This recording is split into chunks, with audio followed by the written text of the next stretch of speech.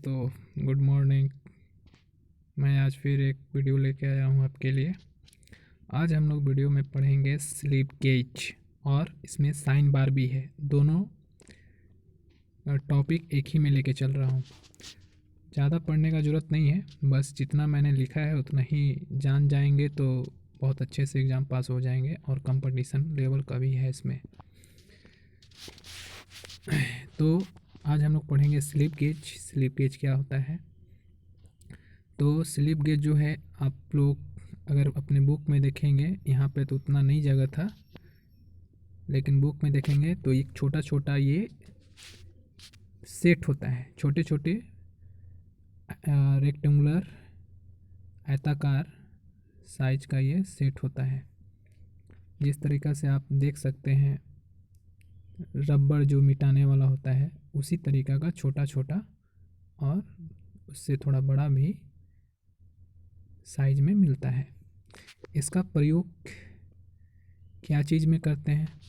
तो इसका प्रयोग हम जहाँ पर दो मशीन के पार्ट्स के बीच में गैप हो, वहाँ पे हमारा कोई भी मेजरिंग टूल काम नहीं करता है, तो उस दोनों पार्ट्सों के बीच के गैप को हम लोग उसके बीच में इस स्लिप गेज को डालकर देखते हैं कि इसके अंदर में कितना गैप है, कितना अंतर है।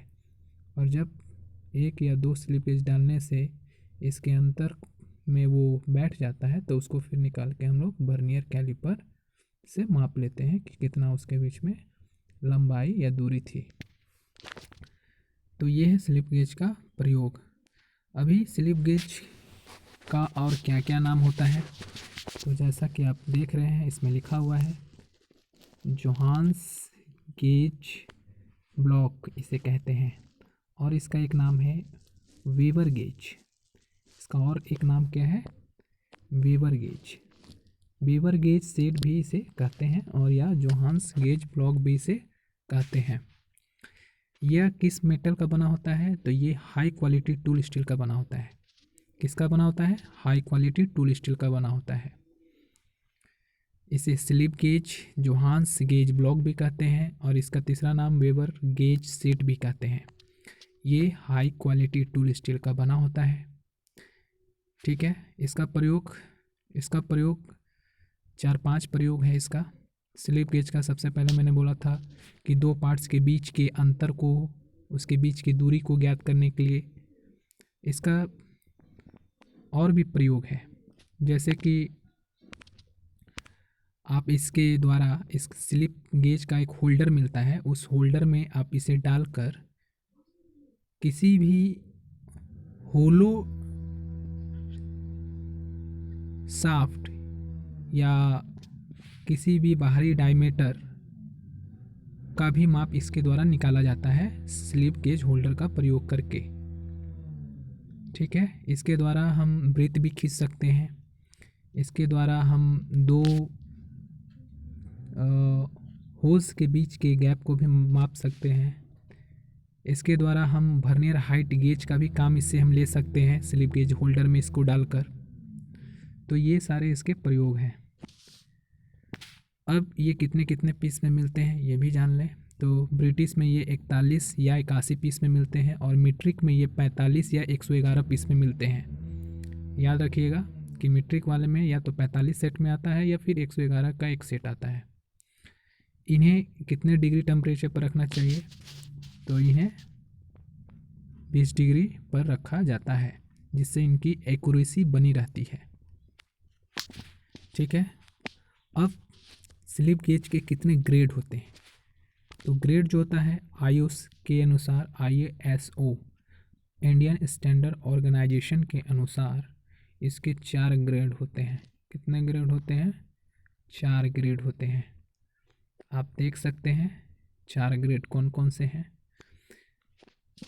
ये आपका ग्रेड 00, ग्रेड 0, ग्रेड 1, ग्रेड 2, ये आप आसानी से याद कर लेंगे। पहले ग्रेड 00 है, 20 है, फिर ग्रेड 10 है, फिर उसके बाद घट के फिर गिनती स्टार्ट होता है, ग्रेड 1, ग्रेड 2।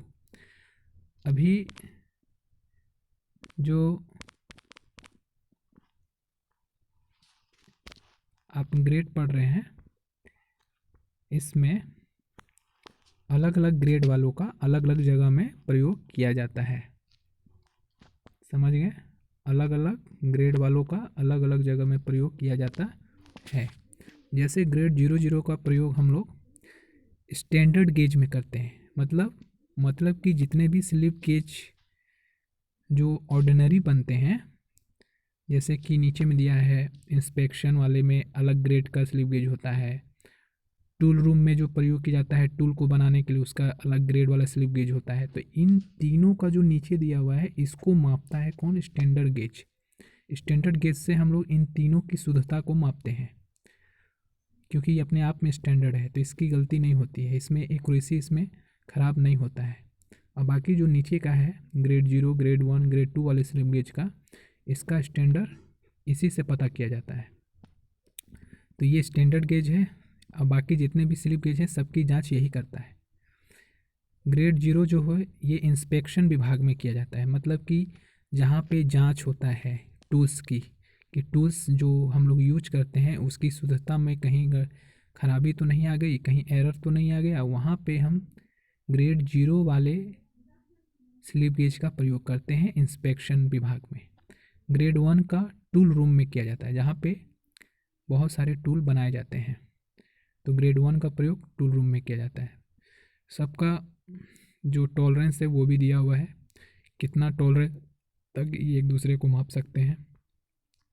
ग्रेड 2 जो है ये वर्कशॉप में प्रयोग किया जाता है। ठीक है, जैसा कि हम लोग के यहाँ जो फिटर सेक्शन में जो स्लिप गेज रखे रहते हैं उनका वो जो होते हैं ग्रेड 2 वाले होते हैं। तो आपसे अगर क्वेश्चन पूछ दे कि बताइए आपके फिटर शॉप में कौन सा ग्रेड का स्लिप गेज है, तो ग्रेड 2 का है। यदि आपसे क्वेश्चन कर दिया जाए कि बताइए कि टूल रूम में कौन से ग्रेड का स्लिप गेज उपयोग होता है, तो ग्रेड 1 का। और स्टैंडर्ड गेज अगर पूछा जाए कि कौन से ग्रेड का होता है, तो 00 का। तो ये थे ISO के अनुसार 4 ग्रेड और इनके प्रयोग और इनके टॉलरेंस। ठीक है, जो स्टैंडर्ड गेज का जो टॉलरेंस है वो 0.10 माइक्रोमीटर होता है। ग्रेड 0 का ±0.12 माइक्रोमीटर और ग्रेड 1 का ±020 से 4.2 माइक्रोमीटर। और वर्कशॉप में जो ग्रेड 2 का होता है ±0.4 माइक्रोमीटर से 8 माइक्रोमीटर। तो ये था पूरा स्लिप गेज के बारे में कहानी। अब आते हैं हम लोग नीचे में, इसके साथ कुछ टूल्स लगाए जाते हैं। स्लिप गेज जब होल्डर आप यूज करिएगा तो उसमें कुछ अलग से टूल्स लगे होते हैं, वो टूल्स हम पढ़ेंगे। ठीक है, तो नीचे में वो टूल्स दिया हुआ है, देखिए। ये जो आपको दिख रहा है ये वाला, इसे बोलते हैं स्क्राइबर पॉइंट। इसे हम, ये जो बगल वाला जो दिख रहा है ये होल्डर में इसको हम लगाते हैं। इसका ये साइड वाले को इसके अंदर डालते हैं। ठीक है, और ये दिख रहा है नोकील, इसका पूरा नोक निकला हुआ है। तो ये जो इसका नोक निकला हुआ है, इसी से हम सर्कल भी खींच सकते हैं इसको लगाकर, और इसके ऊपर में बहुत सारे स्लिप गेज का पीस रखकर ये यहाँ से कस के हैंडल से इसे हम बर्नियर हाइट गेज का भी रूप में प्रयोग कर सकते हैं। ठीक है, तो ये सब इससे काम होता है। तो इसको बोलते हैं स्क्राइबर पॉइंट, और इसको बोलते हैं स्लिप गेज होल्डर। इसको क्या बोलते हैं? Slip gauge holder, slip gauge holder. ठीक है, होल्डर बोलते हैं इसको, स्लिप गेज होल्डर। किसको? इसे। आइए, तो स्क्राइबर पॉइंट लिखा हुआ है। ठीक है, चलिए फिर उसके बाद प्रयोग, इसका प्रयोग कहाँ कहाँ, तो ये तो मैंने पहले ही बताया था कि बाहरी और आंतरिक व्यास मापने में, ऊंचाई मापने में, क्योंकि ये वर्नियर हाइट गेज का भी ये काम करता है। कौन? ये स्लिप गेज में जब ये स्क्राइबर पॉइंट लगा दीजिएगा और इसके ऊपर में बहुत सारे या इसके नीचे में बहुत सारे अगर स्लिप गेज का पीस डाल दीजिएगा तो ये ऊपर में उठ जाएगा और ये हैंडल से कस के ये हम ऊंचाई भी माप सकते हैं। वर्नियर हाइट गेज का भी काम करेगा मार्किंग करने में, और वृत्त बनाने में भी काम करता है ये, और सुराखों के बीच की दूरी भी इससे हम ज्ञात कर सकते हैं। तो ये पूरा स्लिप गेज का स्टोरी था, यहाँ तक ख़त्म हो गया। इससे ज़्यादा आपको जानने की ज़रूरत नहीं है, क्योंकि यही आप 4 पेज पढ़िएगा तब जाके इतना बात आप समझिएगा। ठीक है, अब हम लोग पढ़ेंगे साइन बार। तो आइए साइन बार के बारे में जानते हैं। साइन बार तो आप लोगों ने देखा ही होगा, और नहीं देखा है तो बुक में दिया होगा।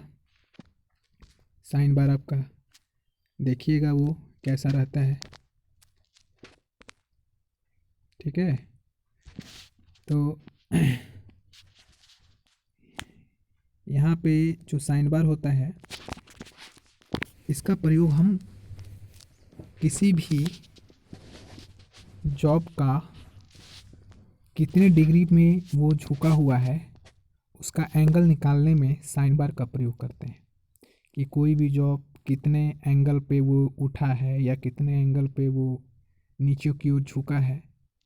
तो यहाँ पे कोण निकालने के लिए, झुकाव निकालने के लिए किसी जॉब का कि वो कितने डिग्री पे झुका है, उस एंगल का पता करने के लिए हम लोग साइन बार का प्रयोग करते हैं। ठीक है, साइन बार का प्रयोग किया जाता है। साइन बार 5 मिनट से भी अधिक की शुद्धता के साथ कोण माप जांच के लिए प्रयोग किया जाता है। साइन बार जो होता है वो 5 मिनट से भी अगर अधिक शुद्ध में अगर आपको एंगल चाहिए तो हम लोग साइन बार का प्रयोग कर सकते हैं। और 5 मिनट किसका होता है, क्या बता सकते हैं कि और भी कौन कौन मापता है?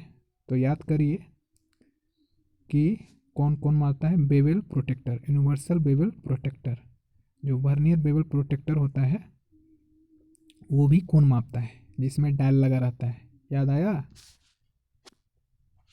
Vernier bevel protector. तो जब उससे ये कोण नहीं माप पाता है, वो 5 मिनट में मापता है। याद करिएगा उसका लिस्ट काउंट 5 मिनट होता है, लेकिन उससे भी ज़्यादा एक्यूरेसी में मापने के लिए कोण को हम लोग साइन बार का प्रयोग करते हैं। साइन बार किसका बना होता है? तो आप लोग देख रहे हैं, हाई कार्बन स्टील या फिर एलॉय स्टील। और इसका प्रिंसिपल क्या है, मतलब किस सिद्धांत पे कार्य करता है? तो त्रिकोणमिति के सिद्धांत पे कार्य करता है, जिसमें एंगल समकोण बनता है।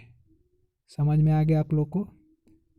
ठीक है, तो आज का वीडियो इतना ही तक रहेगा, और मैं आपके लिए ऐसा ही वीडियो छोटा छोटा बना के लाऊंगा। हर टॉपिक पे बनाऊंगा, लंबा चौड़ा नहीं बनाऊंगा। 4 पेज 5 पेज नहीं पढ़ना है, जितना पढ़ना है उतना ही लिखवाऊंगा। बस आप इतना ही अपने कॉपी में लिख लीजिए, ये एक तरह से नोट्स है, और इससे क्वेश्चन बाहर नहीं जाएगा। और फिर मैं एक दिन लास्ट में क्वेश्चन भी करवाऊँगा, क्वेश्चन का भी वीडियो लेके आऊँगा साथ में। ठीक है, तो आज का इतना ही। धन्यवाद। थोड़ा इसे शेयर कर दीजिएगा, लाइक कर दीजिएगा, क्योंकि मैं आपके लिए इतना मेहनत करता हूँ।